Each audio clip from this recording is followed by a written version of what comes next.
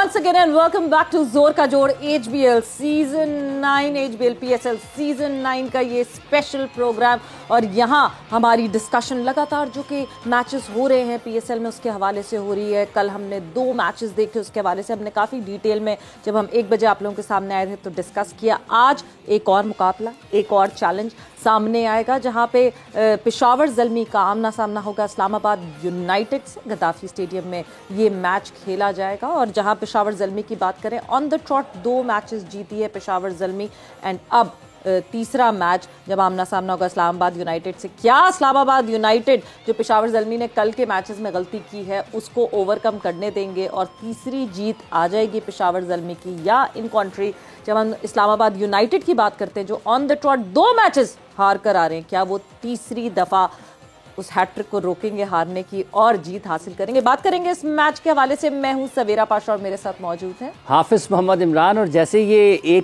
2 दिन में 2 मैचेस खेलती हैं टीमें, तो ये लीग पूरी देखें तो एक के बाद एक, एक के बाद एक, एक के बाद एक, दो दिन में 2 मैचेस भी खिलाड़ियों को खेलना पड़ रहे हैं।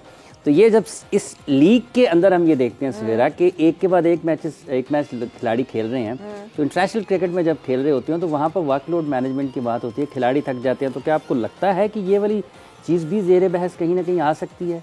बिल्कुल आ सकती है और आनी चाहिए कि जब लीग में ऊपर तले मैचेस खेल सकते हैं तो फिर हम क्या कहते रहते हैं वर्कलोड मैनेज करें भाई। जब नेशनल टीम से खेलते हैं तो हमारी वर्कलोड मैनेजमेंट सबको याद आ जाती है, मगर जब लीग्स चल रही होती हैं तो फिर at the end of the day ये फ्रेंचाइजीज जो हैं ये क्रिकेट की तो आगे करते हैं, मगर बिजनेस भी तो है ना। बिजनेस भी है। तो ये देखते हैं कि आज फिर कैसे आगे बढ़ता है। जैसे आपने जिक्र किया है, तो इसके बाद हमने क्या करना है, ये तो हमने अपनी बातें कर ली। हाँ, इसके बाद डेफिनेटली इसके बाद जो है जब जोर का जोड़ की बात करते हैं और जोर का जोड़ की फैमिली की बात करते हैं तो ये बॉन्डिंग बड़ी स्ट्रॉन्ग है।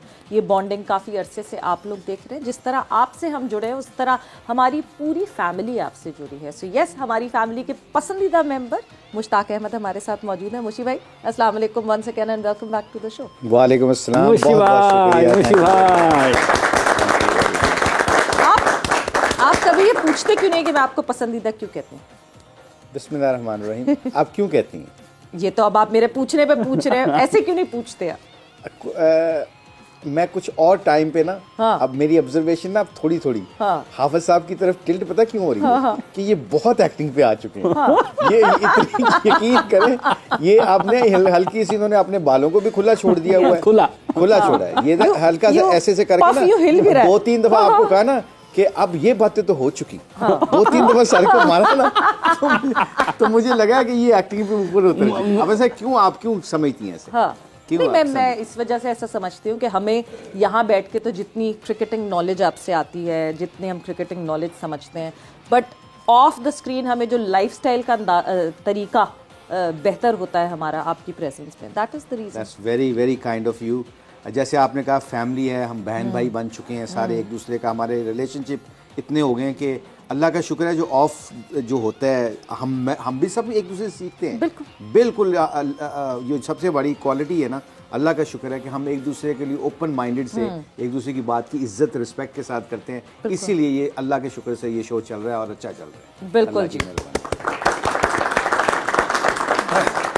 तो अब ये बताएं कि इस्लामाबाद यूनाइटेड किससे सीखेगा? अपनी गलतियों से सीखेगा और आज उन गलतियों को फिर से नहीं दोहराएगा। बेहतर क्रिकेट दिखेगी हमें इस्लामाबाद यूनाइटेड से। आई थिंक आज इस्लामाबाद डेफिनेटली पिच उनको बहुत ज़्यादा सूट करती है, उनके मुताबिक की है लाहौर की। ये क्योंकि ये खुले खेलते हैं, सारा इनका इंटेंट बहुत तगड़ा है। ये बैस बॉल क्रिकेट खेलते हैं बिल्कुल एक्चुअली। तो अब ये पिच जो है ना इनको सूट करती है। अगर यही पिच अगर मुल्तान में होती तो फिर इनको मुश्किल पड़नी थी।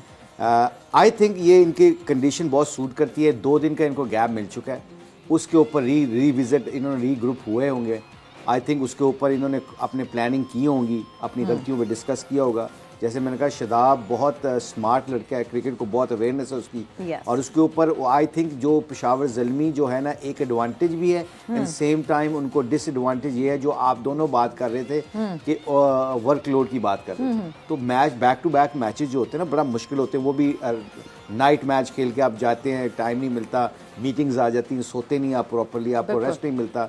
सो इनके फास्ट बॉलर्स को बहुत आज ना अपना मेंटली टफ होके आना पड़ेगा। सो एडवांटेज थोड़ा सा ना इस्लामाबाद यूनाइटेड की तरफ जा रहा है।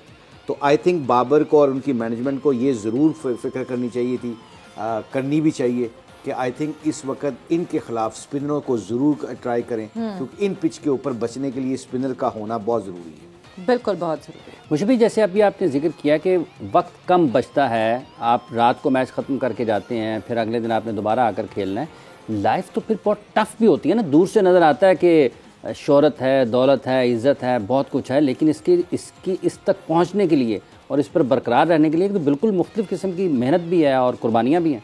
वो कहावत है ना, कुछ पाने के लिए कुछ खोना पड़ता है, जो भी पिसना पड़ता है। अगर नहीं पिसेंगे तो आपको वो जो फैसिलिटीज़, जो इज़्ज़त, जो आपको पैसा मिलता है, जो आपका अल्लाह ने रिज़्क लगाया, वो थोड़ी मिलता है फिर। इसके लिए पिसना पड़ता है, मेंटली टफ होना पड़ता है। मैं फिर एग्जांपल देता हूँ अपने टाइम की, इसलिए एग्जांपल देता हूँ कि मैंने अपनी आंखों से देखा हुआ है। मैंने वसीम भाई को और वकार को देखा है, दोनों को। मैंने कभी नहीं देखा कि वो 5 दिन का टेस्ट मैच खेल के आए हों तो अगले दिन वनडे तो उन्होंने वनडे छोड़ने की कोशिश की है। पूरा साल काउंटी क्रिकेट खेल के आते थे, फिर फर्स्ट क्लास के मैच का होता था, फर्स्ट क्लास का मैच आके खेलते थे जो अपनी डिपार्टमेंट से। ये एक डेडिकेशन थी उनकी, उनको पता था कि जितनी देर हमने क्रिकेट खेलनी है ना, हमने अपने नंबर और अपनी वैल्यू के मुताबिक खेलनी है। हमारा नाम बन चुका, उस नाम की प्रोटेक्शन के लिए ना आपके पास चॉइस कोई नहीं रहती स्लो होने की, मेंटली थोड़ा सा डाउन होने की।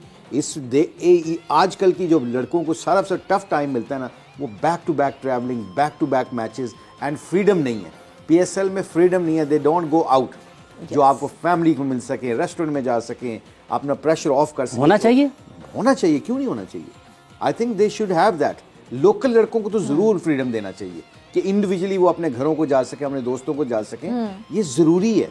I know it's tough, you know, like tough call, but ये सूनर लेटर ना, जिस तरह हम पिछले दिनों बहुत अच्छा किया था पीएसएल की मैनेजमेंट ने, कि जब हम थे तो मैनेजमेंट गोरे जितने भी हमारे अंग्रेज प्लेयर थे या फॉरेनर प्लेयर्स थे, उनको कभी गोल्फ कोर्स में लेके जा रहे हैं, कभी रेस्टोरेंट के लिए बुक किया जाता है ताकि they can feel easy, you know, normal जिंदगी गुजार सकें। सो सारे एलिमेंट को देखा जाए तो it is very tough for those kind of guys, you know. आजकल की क्रिकेट के लिए ये बहुत मुश्किल है, स्पेशली आप हार के जाएं और उसके बाद फिर आप एक अकेले कमरे में बैठे रहें, इट बिकम्स सो डिप्रेसिंग। आप डिप्रेसिंग, आप लड़ना शुरू कर देते हो, आप एग्रेसिव होना शुरू हो जाते हो, क्योंकि हर रोज आपने मिलना। हारने के बाद कई लोगों को इतनी भी हिकमत नहीं होती कि वो क्रिटिसिज्म जो है ना मुंह पे करना शुरू कर देते हैं, लड़कों में करना शुरू कर देते हैं। वो फिर आहिस्ता आहिस्ता, यही तो फोकस है। फ्रेंचाइज क्रिकेट की सबसे बड़ी क्वालिटी ये है, जिनकी मैनेजमेंट बहुत हम्बल और बहुत काम होगी, जो अच्छे फैसले करेगी, वो टीमों को गैदर करके जल रख के रखेगी। दो हारने के ऊपर भी अगर आप लोगों का टेम्परामेंट अच्छा है मैनेजमेंट का, तो वो टीमों को उठा लेते हैं। इसलिए जो कप्तानों का और मैनेजमेंट का रोल बहुत होता है, उनकी माइंड सेट का, उनकी बॉडी लैंग्वेज का। सो आई थिंक ये बड़ी एक अच्छा पॉइंट है जो आपने रेज किया है दोनों ने। इसलिए बहुत इंपॉर्टेंट है कि जो फ्रेंचाइज भी, जैसे आपने कहा ना, मैं भी श्रीलंका की लीग कर रहा था, तो एक उनका बॉलर था, फास्ट बॉलर, उसको बोर्ड की तरफ से आया कि जी we don't have to play him. तो मैंने उस फिजियो को, जो श्रीलंका का फिजियो था, मैंने उसको बोला, मैंने कहा why did you send him to the drafting then, अगर if you knew that you know he is struggling with his shoulder. तो फ्रेंचाइज ने तो उसको पैसे देने हैं, फ्रेंचाइज का तो कोई रोल नहीं इसमें। फ्रेंचाइज ने पैसे दे के ना, भाई 3 मैच लगातार खेलने तो खेलने पड़ेंगे, वी पेड यू, आपके कैलिबर के मुताबिक आपको पैसा दिया। तो इसी तरीके से ये जो माइंडसेट ऐसा होता, मैंने रिफ्यूज कर दिया था एंड ही हैज टू, दोनों मैच खेला था। अब मैंने डिसीजन लिया क्योंकि फ्रेंचाइज का अपनी पर्सनल प्राइवेट डिसीजन करती है ना वो। तो आई थिंक ये जो छोटे छोटे मैटर्स हैं, ये हमें बहुत फोकस करने पड़ेंगे। पीसीबी को भी, हमारे मेडिकल पैनल को भी देखना पड़ेगा कि आपने डिसीजन करते हुए वर्कलोड क्या है क्या नहीं है, इसको थोड़ा सा मेरा ख्याल और अच्छे तरीके से डिस्क्राइब किया जा सकता है।